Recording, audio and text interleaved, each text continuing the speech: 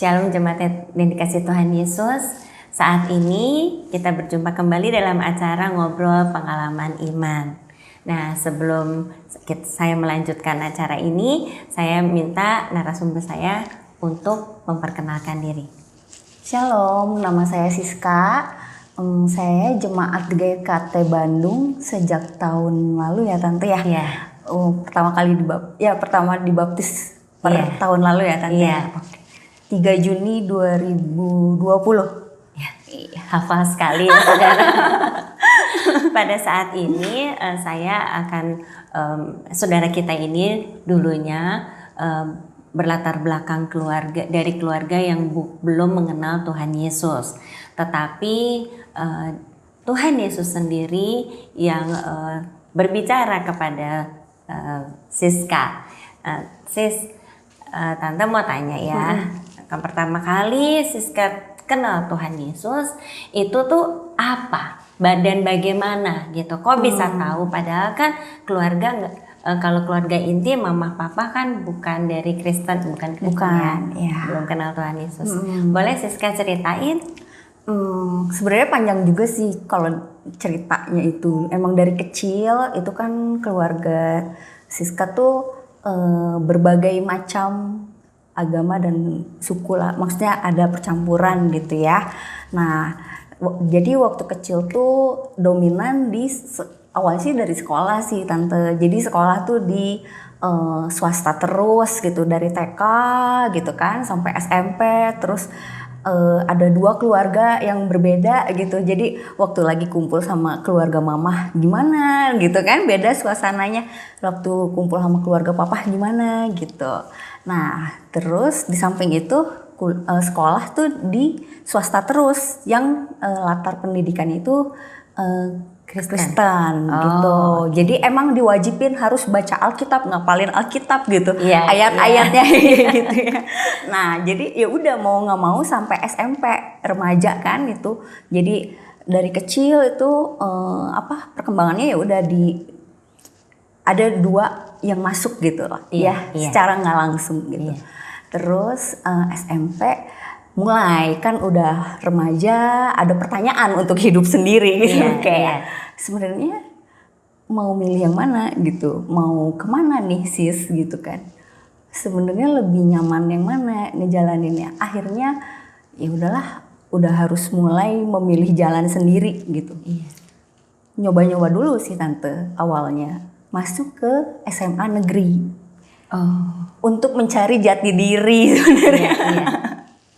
Ya, mencari jati diri, masuk sekolah negeri yang itu jauh banget dari lingkungan yang Siska tahu, lingkungan yang Siska kenal gitu kan. Wah, jauh banget gitu. Itu mengalami perang batin, terus galau gitu kan, bergumul gitu. Salah nggak ya, kenapa ya kok nggak merasa ada di jalannya ya gitu. Iya, merasa kayaknya salah gitu, kayak enggak bukan ini gitu. Jadi Tante potong dulu ya. Jadi ketika di sekolah negeri itu pelajaran agama yang diambil tidak sama dengan waktu sisa sekolah. Dari TK sampai SMP ya. Oke. Jadi mencoba cari tahu untuk yang satunya dari sisi satunya. Betul. Mencari kepastian gitu ya. Jadinya mencari kepastian. Terus naik ke itu ada problem juga dengan guru agama di sana gitu ya. Anak muda gitu kan ya, enggak Pak, saya punya pemikiran seperti ini gitu kan.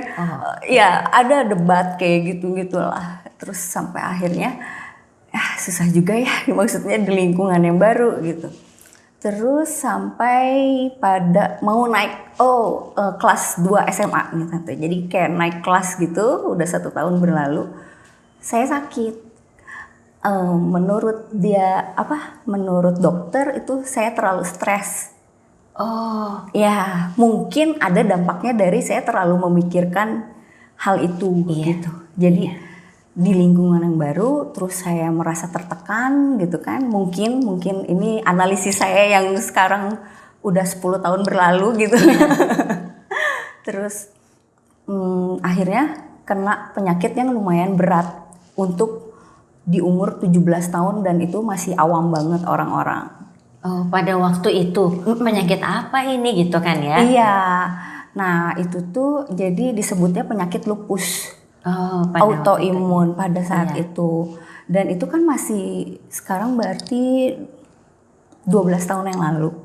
Itu masih penyakit yang baru. Belum banyak penelitian. Kayak sekarang sih udah banyak ya penelitian. Kalau udah banyak autoimun kan mungkin lebih sering didengar gitu dibanding 12 tahun yang lalu gitu kan. Terus ya keluarga shock banget. Saya juga sempat mengalami down hingga depresi mungkin ya, yang sebenarnya sampai sekarang sampai saat ini juga keluarga menutupi itu semua gitu. Jadi masih kayak misalkan saya tanya ke orang tua, "Mom, ini sebenarnya ada apa sih?" gitu kan. "Dulu saya kenapa? Aku kenapa sih?" gitu kan. Enggak ada apa-apa. Jangan diceritain." Nangis akhirnya gitu kan. Mama nangis. Akhirnya ditutupin aja gitu sampai sekarang. Nah, mulainya itu di perjalanan waktu saya pergumulan itu tuh terjadi waktu saya sakit. Jadi saya dirawat yang paling lama. Jadi berapa kali masuk rumah sakit gitu ya. Ada di kota Sukabumi, ada di mana, pindah lagi ke Bandung. Di Bandung juga sempat ke Advent, kemana gitu. Akhirnya berakhir di Hasan Sadikin, rumah sakit Hasan Sadikin karena bertemu sama salah satu dokter Rahmat Gunadi. Beliau yang kebetulan pada saat itu sudah meneliti autoimun lupus. Dan beliau di Hasan Sadikin, akhirnya dirawat di sana. Hasan Sadikin ini kan rumah sakit pemerintah ya kan? Nah, ini yang uniknya. Itu saya dalam kondisi entah koma, entah nggak sadar, entah apa, tapi di dalam mimpi intinya gitu. Itu di dalam mimpi saya dengarnya suara lonceng gereja. Sampai merinding. Terus ini sebenarnya baru pertama kali sih cerita, maksudnya cerita ke banyak orang itu jarang banget cerita gitu karena takutnya dipikir bohong atau gimana gitu ya. Itu yang saya dengar sambil nggak sadar ada siapa di lingkungan di sebelah itu nggak inget gitu. Yang saya ingat itu suara lonceng gereja aja kayak ting tong ya gitulah gitu. Kayak kita lagi mau ibadah, panggilan ibadah gitu. Terus ya kan kayak aneh aja gitu ya. Terus ketika bangun semua orang yang ada di ruangan itu tuh kayak seneng. Apalagi mama gitu. Pastilah ya.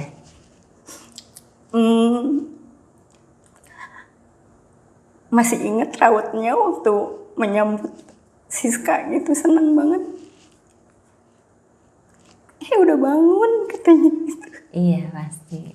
Maaf ya Tante. Karena Siska ini dua bersaudara ya. Jadi kakak laki, Siska yang bungsu ya. Iya bungsu. Iya. Terus bingung. Siska pikir cuman kayak baru tidur semalam aja gitu. Karena nggak nyadar sih. Iya nggak nyadar gitu.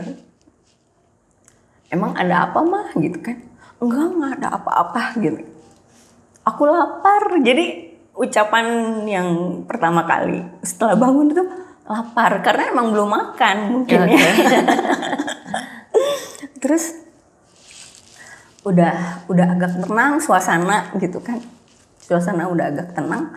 Siska tanya gitu, "Mah, emang ada gereja ya di sini?"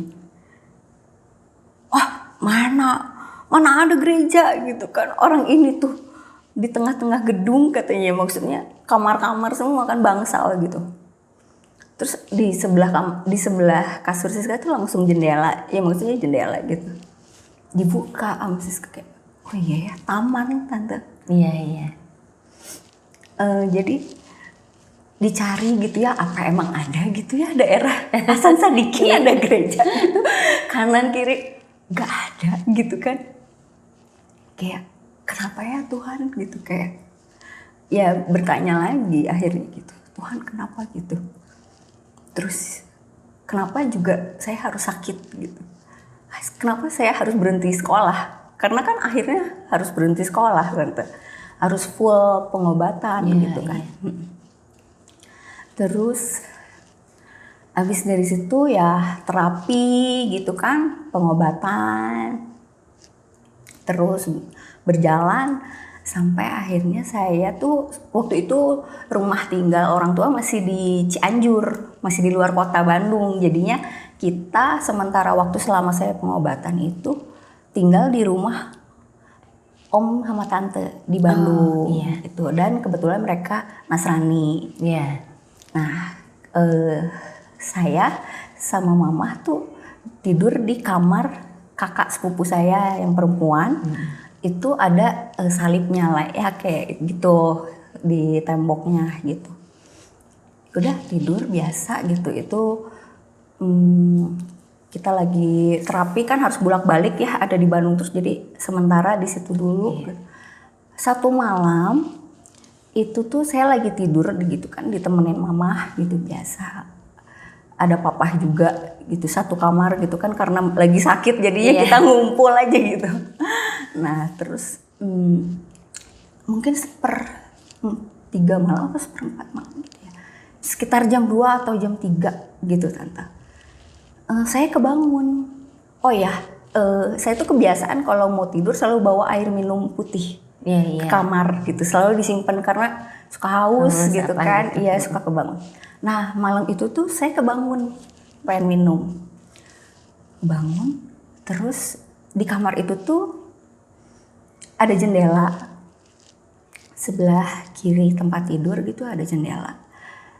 Tiba-tiba terang banget, kayak disinarin aja gitu. Jadi yang kayak dari redup terang, merinding. terang gitu. Terus tiba-tiba ini kan salib di atas kepala saya tempat tidur gitu. Ada cahaya putih bulat gitu Tante. Kecil mungkin kecil lah. Dia mengarah ke gelas minum. Terus saya cuman diem aja. Nggak bangunin mama, nggak bangunin papa karena udah malam gitu ya, kasihan juga dan takutnya malah jadi gimana. Pokoknya saya memilih untuk diam dan dalam benak tuh berdoa gitu kayak, Tuhan ini apa gitu. Tuhan kalau ini dari Engkau, saya bakal minum air gelas itu sampai habis. Terus di pikiran anak-anak gitu, ya udahlah minum aja gitu kan kayak. Kayak udah bertanya gitu kan dalam hati, ya udahlah minum aja gimana nanti gitu. Udah diminum sampai habis. Dan puji Tuhan sampai sekarang nggak pernah kumat lagi. Oh luar biasa. Saya juga masih terus terapi gitu, tapi menurut dokter ya yang terjadi sama saya itu hal yang luar biasa gitu. Iya. Jadi setelah ketemu sinar terang itu, terus ada sinar dari salib ya, terus kayak cara Tuhan untuk memperkenalkan kehadirannya, untuk memberikan mujizatnya bisa lewat macam-macam ya. Dan itu juga bisa jadi satu kesaksian mungkin kalau Siska kapan-kapan cerita sama mama gitu ya. Karena mungkin dalam lingkungan yang berbeda Siska belum berani cerita atau apa ya. Tapi yang jelas sudah dikasih Tuhan, ada jamahan Tuhan Yesus pada kehidupannya Siska sehingga Siska dijamah dan disembuhkan gitu ya. Berarti setelah itu kalau sekarang Siska masih ada terapi atau apa enggak? Sama sekali enggak Tante. Saya menjalani terapi cuma 6 bulan, sisanya saya menjalani kehidupan seperti orang normal. Puji Tuhan ya. Puji Tuhan sampai merinding. Kata dokter Siska nggak boleh kena sinar matahari ya, karena itu nggak boleh kan. Saya ke saraf kalau nggak salah autoimunnya. Nggak boleh kena sinar matahari, nggak boleh begadang, nggak boleh makan daging merah-merah gitu, harus dikurangin. Terus banyak lah, banyak pantangannya. Tapi dalam nama Tuhan Yesus hajar. Saya masuk desain interior yang tugasnya juga harus begadang gitu ya Tante gitu. Terus main ke pantai, panas-panasan. Puji Tuhan. Puji Tuhan. Tuhan Yesus itu selalu kalau memberikan kesembuhan bukan cuma sekedar sesaat, tetapi kesembuhan yang sempurna. Betul Siska ya? Amin. Nah, jadi dari situ perkembangan kerohanian Siska merasakan apa setelah ini tuh Siska mendapat Tuhan dokter bilang ini tuh kesembuhan yang luar biasa gitu ya. Terus apa yang dalam pemikiran Siska? Adakah ini karena Tuhan Yesus? Terus Siska merasakan sesuatu yang Siska pegang sekarang, yang Siska imani sekarang itu sudah menjadi satu keputusan yang mantap atau gimana? Jadi dari sejak kesembuhan sampai dengan pengambilan keputusan untuk terima Tuhan Yesus itu gimana Siska? Itu juga bergumul juga Tante, karena saya nggak mau ngambil keputusan yang cuma karena emosi gitu ya. Yeah. Karena cuma pikiran sesaat gitu. Pergumulan itu ya berlangsung sampai tahun 2020 gitu kan. Dari 11 tahun yang lalu berarti kan waktu umur 17 tuh tahun berapa gitu lupa. Nah itu bergumul terus, jadi kadang selalu kayak menantang diri sih, nakalnya juga ya.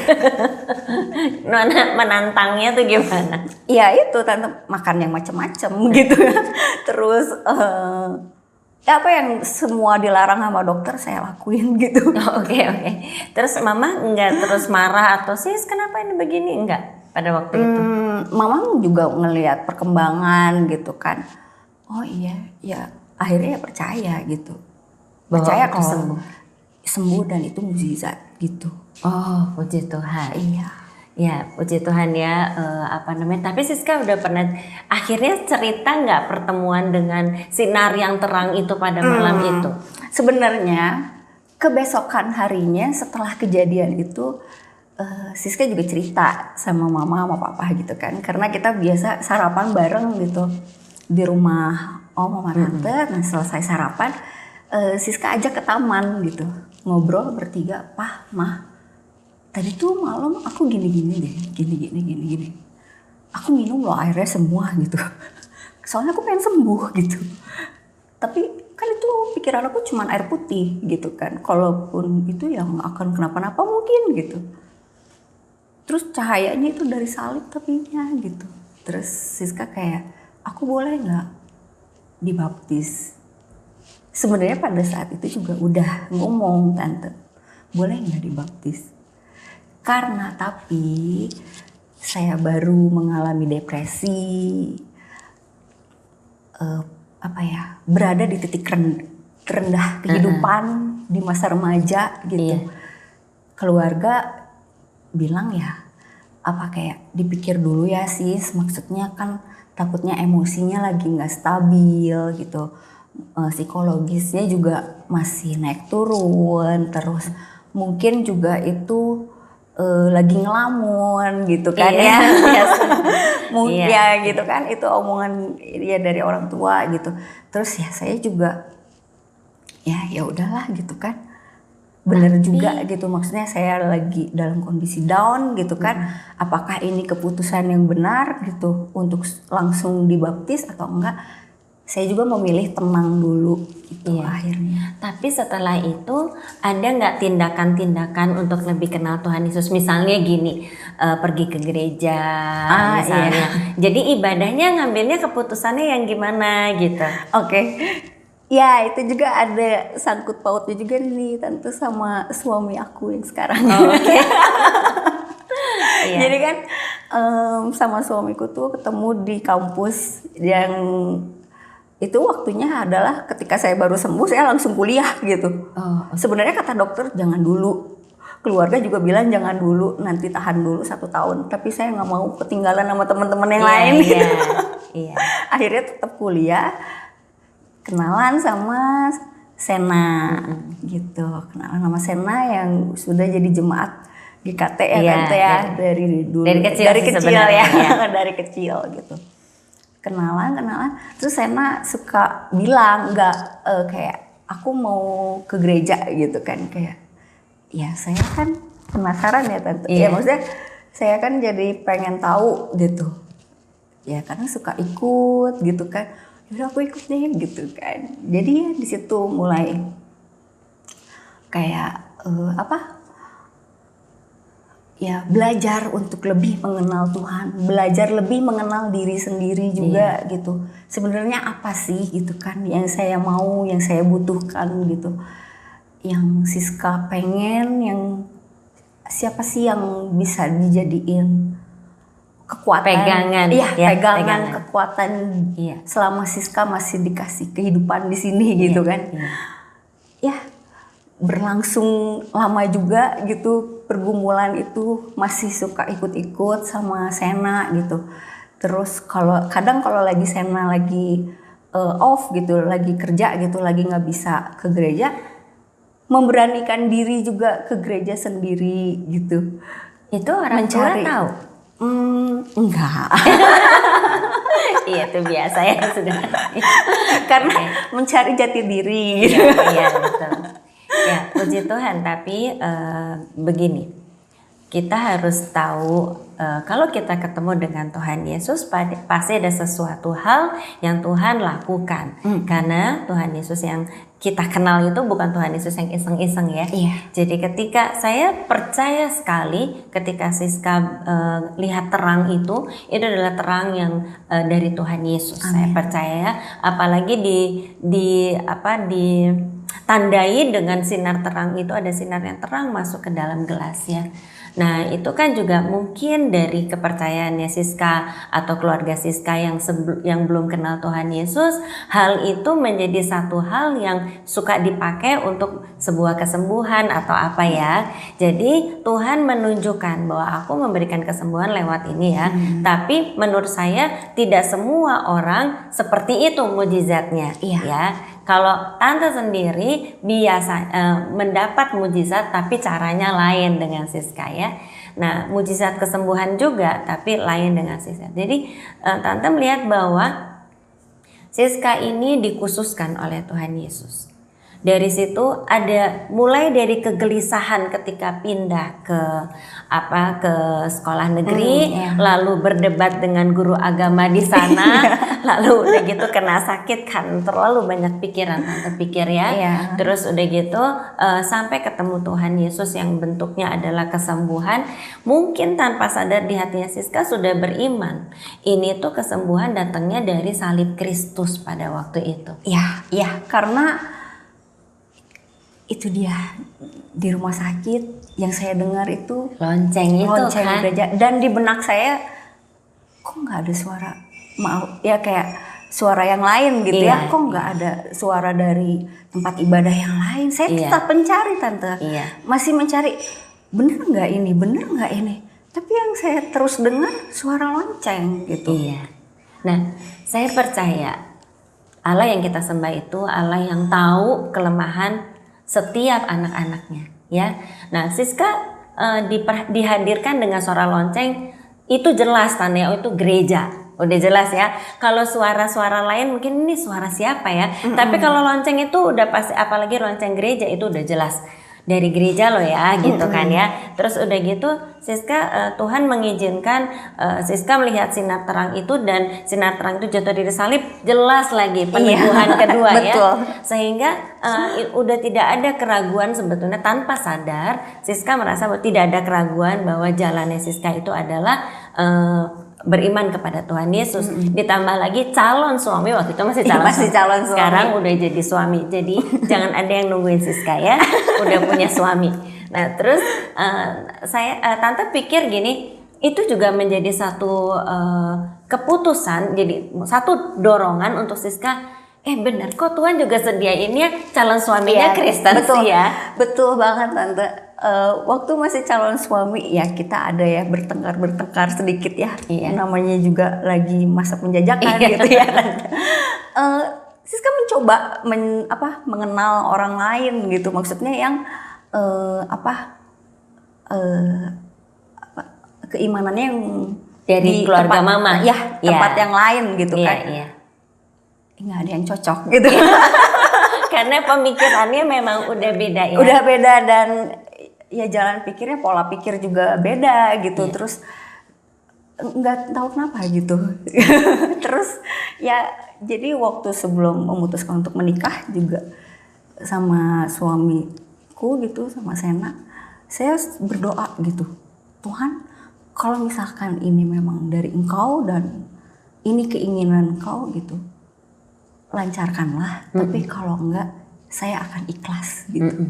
Saya akan ikhlas apapun keputusannya, apapun keadaannya. Tapi Tante masih ingat waktu pertama kali Siska ketemu sama Tante ya? Karena penjajakan Siska ke gereja bukan di gereja kita pada waktu itu kan. Nah jadi Tante masih ingat Siska bilang begini, aku lebih kenal Tuhan Yesus ya. Jadi Tante memberi prabaptisan atau persiapan untuk Siska dibaptis lebih lama dari orang lain yang memang sudah selama ini ibadah gitu ya. Nah kalau kepada Siska Tante menjelaskan bahwa Tuhan Yesus itu hadir di dunia bukan untuk menyebarkan agama, tetapi untuk menyelamatkan manusia yang mau percaya. Gitu ya, jadi yang menyelamatkan itu adalah Tuhan Yesusnya, bukan agamanya. Nah, itu Tante kan pernah sampaikan seperti itu. Terus Tante mau teringat satu ayat ya, bahwa ini tuh menurut Tante luar biasa kasih Tuhan kepada Siska. Karena sebetulnya di dunia ini semua orang sudah berbuat dosa. Nah Tante bacakan dari Roma 3 ayat 23 ya. Karena semua orang telah berbuat dosa dan telah kehilangan kemuliaan Allah, dan oleh kasih karunia telah dibenarkan dengan cuma-cuma karena penebusan dalam Kristus Yesus. Jadi ketika Siska percaya kepada Tuhan Yesus, maka semua yang dosa-dosa Siska itu udah diangkat. Nah, entah itu Siska sadar atau enggak, menurut Tante sih Siska merasa bahwa damainya itu di sana ya. Makanya setelah itu mau diajak ke gereja, mau apa gitu, walaupun masih penjajakan, tapi aku mau karena mungkin itu yang ada di damai. Mungkin itu juga tanpa sadar juga Tuhan udah yang itu yang aku dengar lonceng gereja, aku pengen ke gereja. Gitu kan ya? Ada hal seperti itu. Puji Tuhan Siska yang tadinya berdosa, ketika Siska menerima Tuhan Yesus, maka segala dosa Siska dihapuskan. Itu kasih Tuhan luar biasa menurut Tante. Gak semua orang begitu. Tante beda, ketemu Tuhan Yesusnya beda sama Siska, beda banget. Terus udah gitu, sehingga itu Tante mau lanjutkan ya. Tetapi syukurlah kepada Allah, dahulu memang kamu hamba dosa, tetapi sekarang kamu dengan segenap hati telah mentaati pengajaran yang telah diteruskan kepadamu. Jadi dari kecil Siska memang udah dikasih pengajaran itu di sekolah Kristen ya. Nah tapi sekarang diterima gitu kan. Terus kamu telah dimerdekakan dari dosa dan menjadi hamba kebenaran. Nah sekarang kita kan sedang dalam rangka hari kemerdekaan ya masih ya. Terus Tante pikir wah ini tepat sekali kalau Tante ngajak Siska untuk menceritakan hari kemerdekaannya Siska lepas dari dosa ya. Nah ini tuh semua karena kebaikan Tuhan. Menurut Tante nggak sebuah kebetulan Siska dikhususkan dikhususkan pada saat sakit ketemu dengar lonceng gereja, kemudian di zaman dapat mujizat sehingga Siska percaya, disediakan suami yang semua kenal Tuhan Yesus gitu ya. Puji Tuhan Siska. Puji Tuhan. Nah jemaat yang dikasihi Tuhan, kita melihat bagaimana Siska akhirnya mengambil keputusan untuk dibaptis. Sehingga sekarang Siska sudah dimeteraikan, Siska sudah menjadi milik Tuhan Yesus. Amin. Ya, puji Tuhan. Nah, saudara jemaat yang dikasihi Tuhan, saya pikir kita semua waktunya untuk kita juga bersaksi kepada banyak orang. Bagi jemaat yang mau bersaksi, hubungi saya nanti kita akan ngobrol supaya tahu betapa baiknya Tuhan Yesus. Kita harus menjadi saksi Tuhan, membawa kabar baik kepada banyak orang. Bukan gitu ya Siska ya? Terima kasih untuk kesaksiannya. Saya pikir pasti banyak orang terberkati oleh kesaksiannya Siska. Semoga kita terus optimis juga di dalam Tuhan. Ya, amin. Ya, puji Tuhan. Kita akan bertemu kembali pada acara ngobrol pengalaman iman yang lain. Shalom.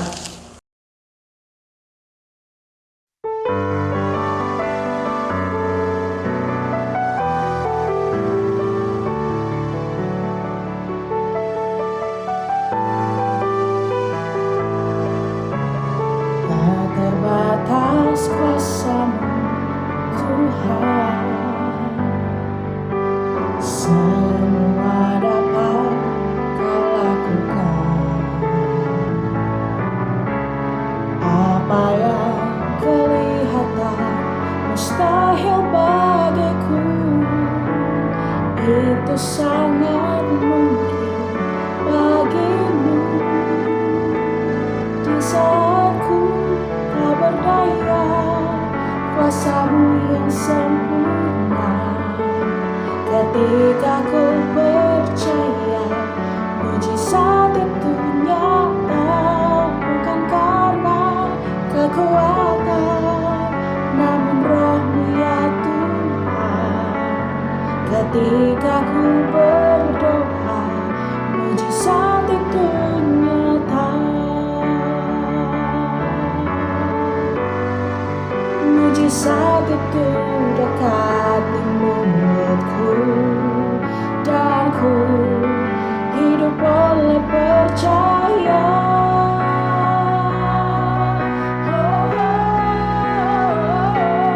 Di saat ku tak berdaya, kuasa-Mu yang sempurna. Ketika ku percaya, mujizat itu nyata. Bukan karena kekuatan, namun Roh-Mu ya Tuhan. Ketika ku berdoa, mujizat itu nyata. Ketika ku berdoa, mujizat itu nyata. Ketika ku berdoa, mujizat